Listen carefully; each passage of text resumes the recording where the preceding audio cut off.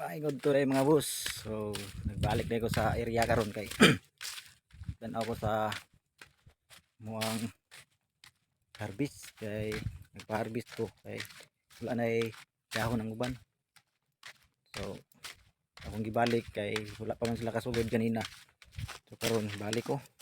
Dito mga sugod na bitlaw mga alauna na. So siguro humana siguro sila karon og harvest. Nagbaktas ko kay dili man ko kasulod dito sa kaning gagian ako kay dito sa unahan dito nanay saging dito daan na nabitay dito sa kable, so lisod og sulod ang motor. So bibili na lang ako kay basig makasala pa ta, magasgasan pa ang mga saging.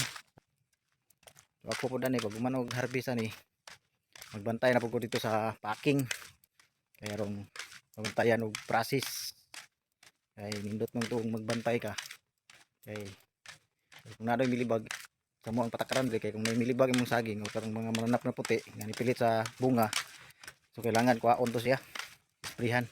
So magikuha mo na ang tagiya, so mao nang kailangan siya bantayan. So manang na ako diri siguro ako man na siguro nga ako kay nga na may nagbitay okay pandul pud ko. So indot kay nga panahon karon kay dagom dili init, so dili kay hangat ibaktas kay di man siya init gud landong kayo tayong dagom siguro maulan siguro niya. So diri na lang ko to, God bless, buhay kayong lahat, salamat.